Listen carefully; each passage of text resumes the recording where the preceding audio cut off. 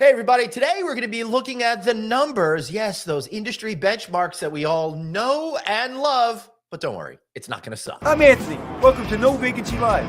That's my friend Glenn. You're watching the #1 show in hospitality.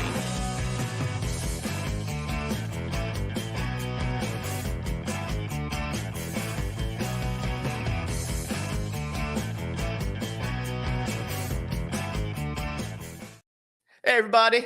I'm Glenn Hausman. Don't worry, Anthony Melchiori is on assignment, but we'll be back, though not tomorrow, because tomorrow I am going to be traveling. Coming up this weekend, I'm going to be hosting a number of things at Red Roof's annual conference in Colorado Springs. And then next Tuesday, you can catch me on stage at Hospitality Maine, presenting a keynote speech all about how to rethink conventional thinking when we are thinking about how we're going to be presenting our hospitality products and the opportunities that are available out there. But before we do that, tomorrow, we're going to be running a great episode with our friends over at Choice Hotels. I'm rerunning the episode that we did when I was on site when they opened the Everhome Suites. What a great brand. What a great time to get involved with Choice Hotels, particularly since they have now completely absorbed the Radisson Hotels group of portfolios. So they've got great brands now that you're going to love. Plus, they've started this diversity initiative for hotels. Go check them out. choicehotelsdevelopment.com/diversity. That's choicehotelsdevelopment.com/diversity. Learn more about those Radisson legacy brands such as Radisson Blue, Radisson Red Country, and in Suites, as well as the mainstay Comfort brands. As a matter of fact, tonight, after I leave here, I'm taking my son out to dinner in Boston and staying at a Comfort Inn myself before catching a flight in the morning. Now to have on our show, the one, the only, the amazing numbers man, Jan Freitag of CoStar. Man, it is so good to see you, dude. It has been way too long since we've been together on this show. It has been. Thank you so much for having me back. I liked your intro. Like, it's not going to suck. I'm like, wow, setting the bar way low. Listen, the bar is way low because most people are like, oh, Glenn, it's going to suck. But I have to make this declaration now because we've got such a great guest over here. And the numbers are pretty good, you know. Yeah, like, you could say it both ways. Like, all right, so let's take a look at it. And I do want to say that while we're going to take a look at the numbers, these numbers have to do with like either national, global, local markets, and sometimes they'll vary a little bit from what you're experiencing in your particular neighborhood. But it's really important for us, I think, to understand where we are as a general benchmark, because it's so many critical decisions are based on that. So, yeah, let's start with the big picture. In the United States of America, how are we feeling right now with those benchmark stats? So we're in this really interesting period. We're looking back. Life is either good or great. Right. And looking forward, things are a little iffy, right? Because we're probably going to be in a recession in the first half of next year. So right. That's why I'm trying to get advertising deals signed now. Yes, exactly. And because people next year need you to advertise for them because, you know, room demand, you know, who knows, might be a little flat. All right. So either good or great. Could I just take a guess what that means? That means those urban markets, probably good. But if you're outside that, you really have been experiencing that greatness, particularly over this last summer. Is that correct? Yeah. If you're in a resort, if you had access to a beach or the wide open spaces out in Wyoming or whatever, you just could not keep up with demand, which meant you probably had some pricing power. If you were in a downtown area, it was tough sledding at the beginning, but those markets are also coming back now. New York City is a nice example where we have corporate transient, some group, and the leisure part really coming back as well. It was amazing to see when my producer Dave, who is a general manager of the Even Hotel Midtown East in New York City, once that last bit of regulations was lifted, he said all of a sudden, boom, everybody booked and the hotel started getting sold out like crazy. And that is even without the Chinese tour groups, the Japanese tour groups, and a lot of the Europeans, because obviously dollar-euro parity means that the US is really expensive and Europe is relatively cheaper.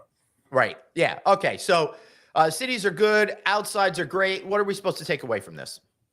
So I think the things that we learned in 2020 is never bet against the American leisure traveler, right? Yeah. They really, you know, I always joke in my presentations, it's this adage of life, liberty, and the pursuit of travel. Like people really want to go. Right. You know? And they are going. Now, because the world is open again, we expect that some of the higher end travelers spend a lot of money in the Keys in Miami Beach are going to go abroad, right? Because, hey, if you can go to Venice and it's on sale, why not? Heck yeah, man. I completely agree. This summer, I have twin boys. They both started college. So this particular summer was so important for us to go away and have that last big family vacation, which we had been denied over the last few years. So we went big, we went far, but we went domestic. Next summer, we're trying very hard to get back to what our 2020 plan was, to go over to Japan, which may not be on sale, but I think it shows that people are now thinking of those destinations beyond our borders, right, Jan? Yeah, I think so. Japan, because the dollar is so strong, will likely continue to be strong. May not be totally on sale. I know you love the luxury 5-star stuff, so you're still going to pay. That's why I have friends there, Jan, or at least people that claim to be my friends. We'll see what happens. Yeah. I think the other part of this is this idea of total cost of travel. So you really are going to get sticker shock when you look at the airfare. Yes, you have friends on the hotel side, and that may be helpful, but you're still going to pay a lot of money for the air. And so that's going to sort of influence how people think about travel. Not me, dude. I've been saving my miles. I've got plenty of miles now to fly us all over there. But yeah, that is a very particular concern I would think that would have. So some people will probably be like, maybe we'll just stay closer to home.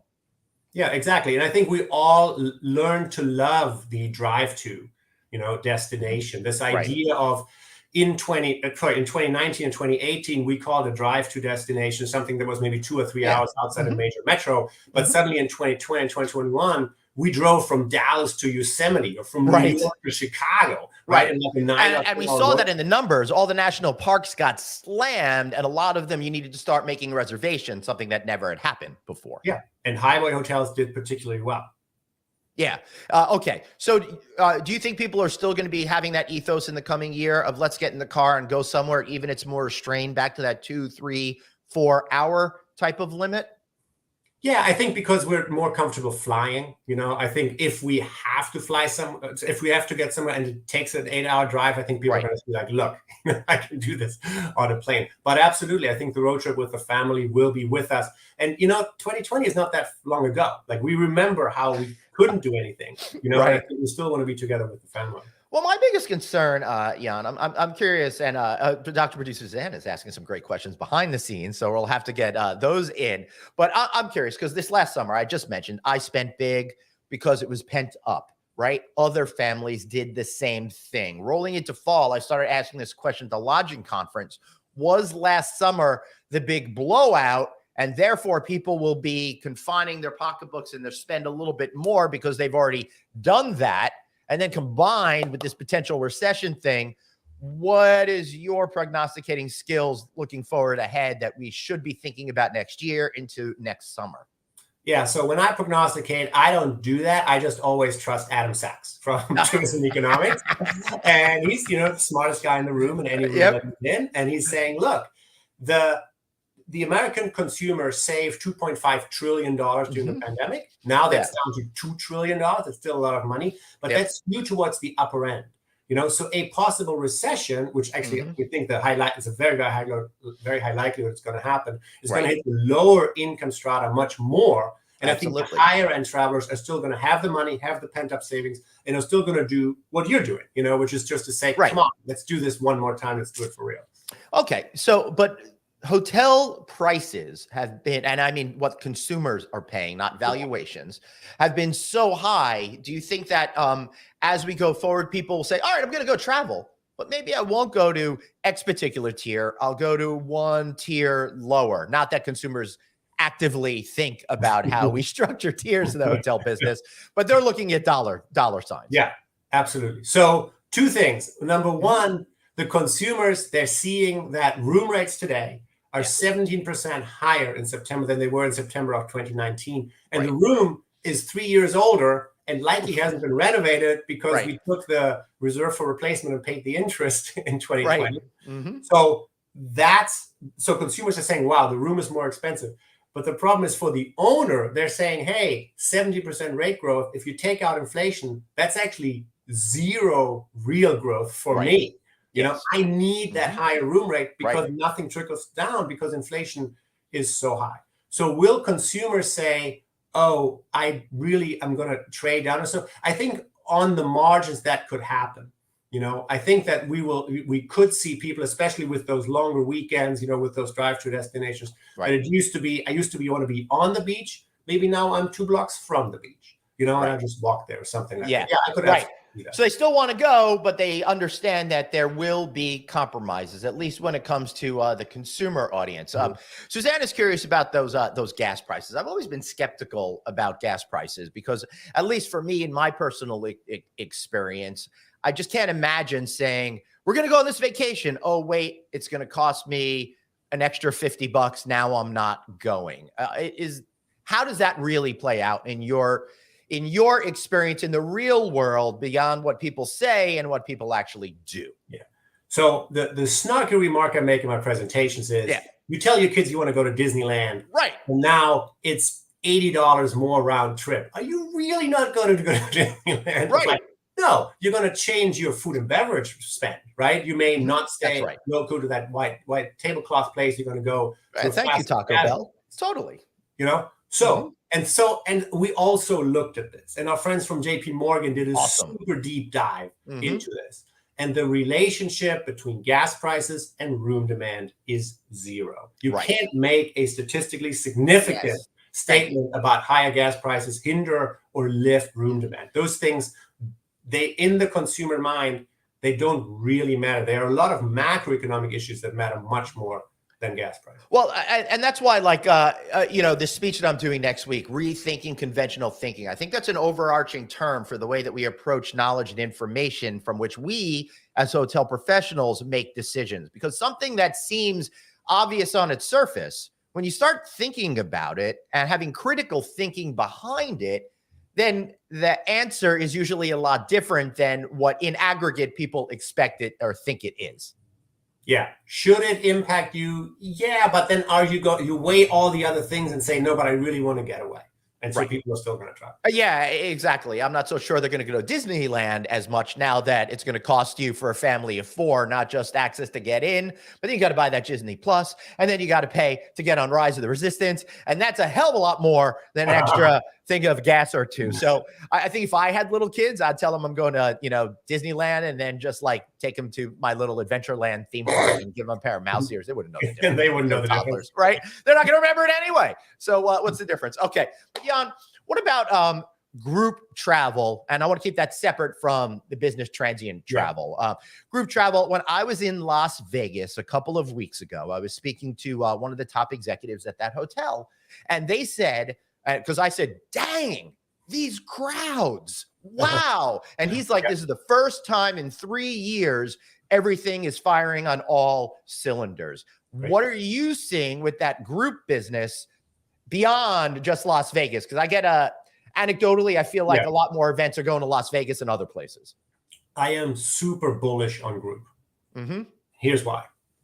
Number one, the number, and the data pans out. Yes, the number of group rooms sold in September was almost just below the number of group rooms we sold in September of 2019. Yep. So that's just the data. Why is that?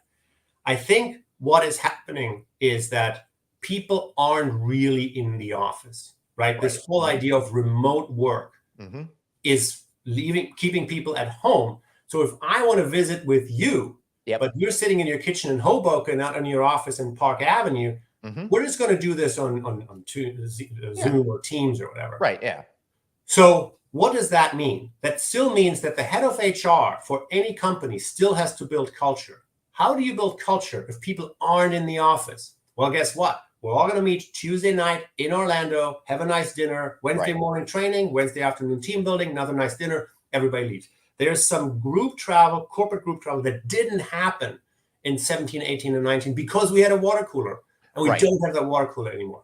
The other piece, and I'm stealing, somebody gave me this quote, and I loved it, is this idea. I'm very bullish on citywide conventions, on association events.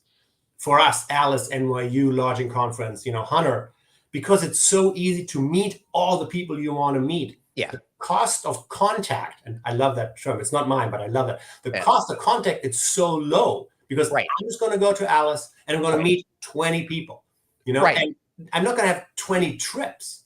And so I think associations are going to do well. And I think that this other piece of additional corporate group demand that we didn't have before, all of this helps to drive room demand higher. And keep in mind that because we didn't meet over the last couple of years, the meeting planners are now saying, oh, can we do it in the quarter for the quarter? And the directors of sales for the hotels are saying, well, you can, but you're bumping into my leisure rate. So guess what? Pay up. You're not going to get this great group discount that you would get if you book, I don't know, a year out or so. Right. So I think that will elongate the booking window. But there are some groups that need to do it now, and they're going to pay full boat. That's right. And our friends at Nolan have said that smaller meetings are getting larger on a per person basis, which makes more sense. And I love what you're saying, Jan, because I've been preaching this for the last year and a half or so, that because of the way that we're working, and that means being at home a lot more than being in offices, hotels have a great opportunity, including those select service hotels with a couple of little meeting rooms, to bring people together and create a whole new business driver that might not have been a real driver for you in the past, but now is. When it comes to those meetings, anecdotally, again, I've been doing a lot of on-location shows, and every single time I talk to directors of sales and marketing, they're all telling me that booking window is getting smaller and smaller, and they're booking big events that could take 20, 30, 50 rooms at hotels that's like half the rooms there, like a week or two out even. It's crazy. Yeah. Krishna said from Hilton on the earnings call, in the third quarter earnings call and on the second quarter earnings call, he repeated the same sentence. He says, what I'm hearing from my folks on the ground is they just don't have enough salespeople to take the inbound calls. You know, the phone is ringing off the hook in those big and smaller meeting hotels. So Hilton, just as one indicator, you know, that's exactly what they're seeing. Yeah, fascinating. And again, we've been talking a lot of anecdotal evidence here on this particular episode, but all of these things add up to the actual reality of what we're experiencing and seeing out there, for example. So one thing that I mentioned to Chip Rogers, of course, president and CEO of AHLA, when I shot a video with him during the lodging conferences, I was again saying, I think business travel is back, because over the last few months, my ability to get an upgrade is going down and down and down and down. And Chip was having the same situation. Are we just getting bad luck, or is business travel actually coming back with people hustling and paying those top prices that puts me to the back of the plane? Guy, I'm just really, really sorry about that. I know you're suffering for all of us. I am suffering, man. These first world problems that I have are very, very difficult. But it's okay. I bring a little beef jerky with me, and everything works out. So the TSA throughput numbers are very, very healthy. You know, people are absolutely traveling. What we're seeing on the hotel side, though, we have this we have this discussion literally right now internally at STR and CoStar. Right. Is the business traveler back? Bill Gates 3 years ago said business travel will be curtailed by 50%. That's wrong. Yep. We just don't know what's right. Yeah. And so when we look at it by chain scale, we see that the upper mid-scale and upscale type properties, they're really busy. Midweek, Monday through Wednesday, super busy. Right.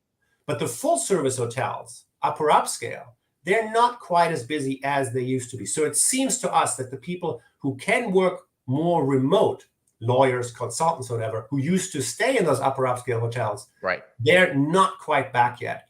Pat Pacious, he said this 3 years ago, 2.5 years ago, and I still love of course, we're talking about the CEO of Choice Hotels. Yes, he had this great quote, I think, at NYU, where he said, the people who climb the telephone poles, so people who physically work, you know, they drive demand for upscale, upper mid-scale, and that midweek is really, really strong. So we have to sort of bifurcate business travel as the people who have to be out versus the people who could be at home, and then a lot of them are actually at home. Oh, so let's slice it a little bit more, right? So there's a lot of that business transient travel, but there's a reason why the extended stay market is taking off so much.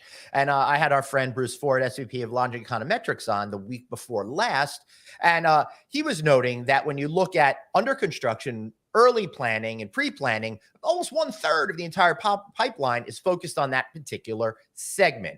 So I'm looking at traveling nurses, I'm looking at construction folks, those types of things that are the real bread and butter, I think, for that business type travel that I don't think we normally classify as business travel. Do we? Because usually people say remote workers as opposed to business travel. How do you see that and parse that and your observations around that? Yeah, so he makes a good point. I think the extended stay segment is the darling of the industry just because it was so almost recession resistant. Right. When the occupancies nationally were in the 40s, extended stay properties ran 60+%. Right. And everybody's like, whoa, what is that? We Yeah. didn't really ever focus on it, but it's exactly what you said. The people who absolutely positively have to travel, nurses, construction workers, consultants on site, as you said. And I think people are saying, oh, well, the industry is fickle, historically goes up and down. Let me put my money into a segment that's a little bit less erratic, and I think that's what gets a lot of investors and developers excited. That's why they're in the extended right. And I would say even more recently, they're like, oh, I only need that few full-time employees compared to what from before. So now I think it's doubly attractive, where before it was just, ooh, that's really pretty. Now it's like, oh, I got to date and marry this type of brand, Yeah, absolutely. And the other thing is your plan B. If things go really, really, really wrong, you still have a beautiful multifamily apartment complex. Yeah. And you look at like a brand like Water Walk, for example, with their newest iteration. I had a nice chance to speak to their president, Jim.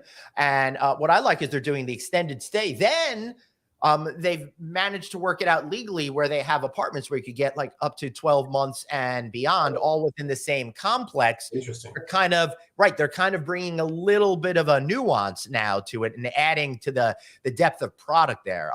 Have you heard, I guess you haven't heard much about this, but do you think that's a potential trend that we'll see going in the future? I think you mentioned the exact point of contention there is the legal piece. Like, do you want to have somebody who pays occupancy tax on 12 months, or how does that work? What are the squatters' rights? What are the renters' rights? And all that? It's a little bit tricky. Like, would it be nice to be able to flex, from 1 day to 12 months? Yeah, absolutely.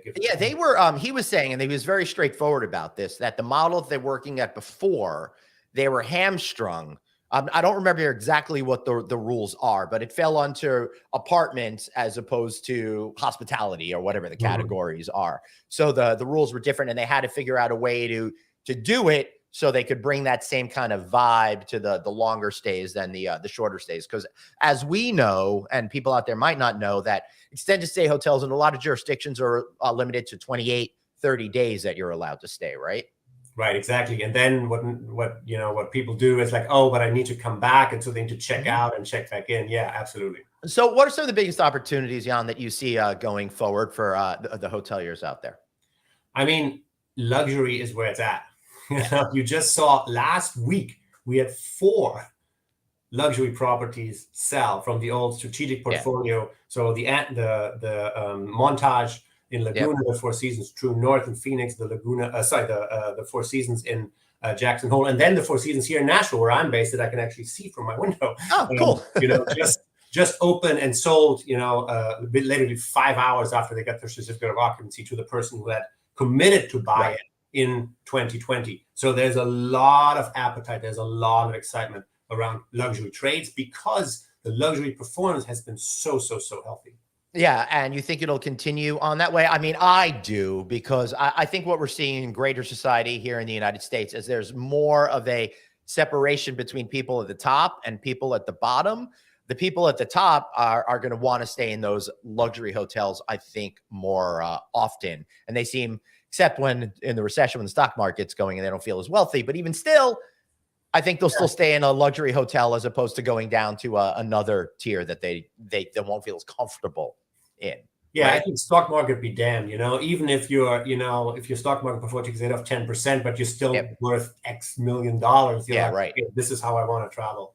I think that's one. The other piece, and this is going to be interesting to watch, but do you believe that downtown areas are actually coming back? New York City had a great resurgence. San Francisco is still hurting quite a bit. But if you take the very long view, could it be that full service urban properties in those markets are a good idea, going forward? And there are a lot of hoteliers that agree and have been going in and buying those assets that were not originally financed properly, and those hoteliers got over their head, so they were kind of forced to sell. Not in any meaningful way compared to what we thought they were going to be in April of 2020, for example. But there are a lot of people making big bets on the city, like MCR Hotels, for example, is really making a huge bet, and they feel that urban is the way of the future. Yeah, absolutely.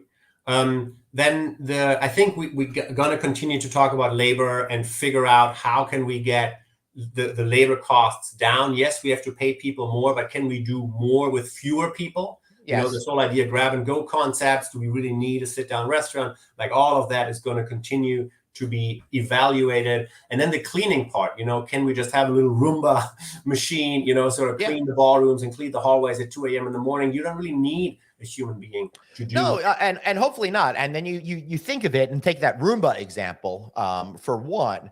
My understanding is that the number one injury amongst housekeepers happens while doing vacuuming and doing that sort of thing. So isn't that, I thought that was an interesting statistic. So if you could take out the human for certain elements of it for that Roomba style thing, then you could lower the overall amount of people that you need to clean those rooms while making those folks more productive and potentially having the benefit of lowering those other costs if somebody gets hurt or injured.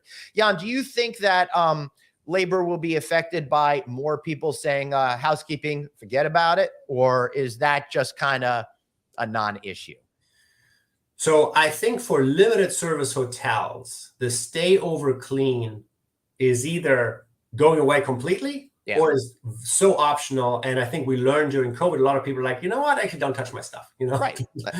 You know, I stayed in a hotel the other day and they asked me at the front desk, and I'm like, look, I'm a business traveler, you know, I'm in the room for what? 7 hours each night or something, you know, like I'm not, you know, I'm not here that often. Like I don't make a mess. I don't have a family of 4 plus 2 dogs or something, you know, like, so yeah. Do I need new towels? No, I get plenty of towels. So I'm actually good. When we talk about, sorry, this looks still about a side note, but going back to your commentary with Chip, you know, what I didn't really realize is that the housekeepers had such a huge role in preventing sex trafficking and this idea of going into the room, you know, and having eyes on every room every day, you know, is going away a little bit. And I think we as an industry have to figure out, okay, so how do we train then the front desk people or the people who walk the halls a little bit better if we can't look into the rooms to avoid that? Well, it's interesting, Jan. I don't want to bring up unpleasantness, but if you recall that horrible shooting that happened 5 years ago in Las Vegas, that sent the pendulum swinging completely the other direction, where a lot of the major companies are like, we're going to go and check rooms every single day. But Americans are short of memory. And as soon as COVID hit, that whole notion just went out the window. Do you think that we're going to find some sort of middle piece to it and then we'll find balance in the force or something?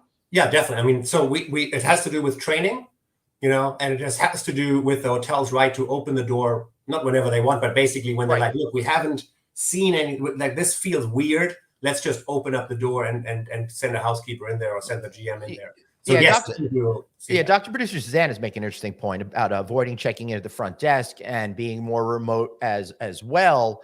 The less interactions you have with people, the more that this issue could be hidden from the hotels. And I hate to see that happen, considering, and let's give kudos to the hospitality industry over the last 3, 4, 5, 6 years or so. You know, I'm old, so everything's always a couple of years older than a bit more than I think it is. We've done an amazing job at bringing awareness of this particular issue. And I hate to see us lose ground in the future. Yeah, I think Chip and his team at the HLA have done a phenomenal job. They need to do more, and they need to do the same thing over and over and over again. You know, this is going to unfortunately continue to be with us, so they need to push really hard against it. I agree that if people don't stop by the front desk, me as a business traveler, I'm like, look, I got my Bonvoy app, whatever the app is, I'm good. Like I just want to get in and out. But I totally understand that is another safety point that's eliminated. So the hotel staff has to be even more vigilant. It's interesting. I'm wondering if if the hotels could take on the attitude, like if you're that Marriott Bonvoy member, if I'm the the Hilton Honors member, and we hit a certain status, there might be some notion that we're trusted. Like with PreCheck, they don't. You know, when I go through the airport, I traveled 1,000 times. They know that I'm not going to be a troublemaker, right? So I wonder if there's some sort of validity to that. Again, I'm just spitballing here. I don't know. And they may do that already without telling us. Right, exactly. Which would be a good idea. Yeah. Jan, I feel like I've spoken to you about a whole lot of topics. Is there anything that you feel that I've missed that you wanna share? We didn't really talk about pipeline because there's not a lot to talk about. Yeah. So the number of rooms in construction pre-pandemic was like 212,000. We're now at 150,000. That had been sort of the same for the last couple of months. So the rooms that are opening are being refilled by smaller limited service. So 7 out of 10 rooms are limited service construction projects in secondary markets. That's not a big surprise. They still can get done with the help of local banks, of regional banks, and developers are targeting that. If you want to be in the hotel space on the upper end, it's just so much easier to buy something. And there's so much money out there to support that. So we're going to see more trades on the very high end, and more limited service construction. Right. Jan, answer this question for me. Why is it for my entire career of 25 years in the hospitality industry have I always heard money is sitting on the sidelines? Why is it always on the sidelines? Why isn't it in the game? What's going on over there? It's on the sidelines because people are like, ooh, there are deals to be had. The problem is with all that money, there are no real deals. Right. So it's actually gone against themselves because there's so much money, then people are going to be competing and overpaying, kind of what we saw in the general housing market over the last 2 years, which is now starting to cool off. Jan, I think I've been trying to look at bright sides to the pandemic over there. And I think the one bright side of the pandemic is now when I go to industry conferences and I watch panels, I don't have to hear people explain to us what inning of the hospitality ball game we're in anymore for the upside. So at least there's that. Exactly. Yeah. I mean, I always said, I'm from Germany. We do soccer. We're in the second half, and we were always in the second half. So yeah. And you never know with football. You never know when the game's going to end. I don't even know how you plan. Right. Exactly. Right. Very, very mysterious. Jan, how can we learn more about what you guys are up to at CoStar? So if you come to CoStar.com, we are knee deep in integrating the STR data into the CoStar platform. The STR data that a lot of your viewers see is obviously the STAR report, and we're knee deep in figuring out how to put that data into the CoStar platform. So stay tuned for that. All right, great. Well, thank you so much for being here. I really appreciate it, Jan. Hopefully we'll get you back on sooner. I love talking to you. This is the best. Maybe we'll do something at Alice when we're together. Yeah, that sounds great. All right, cool. Thanks, man. Appreciate you. All right, everybody. Thank you so much for watching today. That was a really important discussion we were having there. Where are we right now? What's the psychology behind everything that's going on? And speaking about psychology, I think you do your brain well by checking us out on Apple Podcasts, iHeartRadio, Stitcher, wherever you get your audio downloads. We are there. And if you happen to be listening to us right now, why not give us a watch? All right. I'm not that repulsive to look at. All right. Maybe, but still cover your eyes. Watch us at LinkedIn, Facebook, novacancynews.com, YouTube, all of those kind of good places. All right, everybody. Remember, you got one life, so blaze on and be kind to yourself. And we'll be back Thursday with another live show. Take care.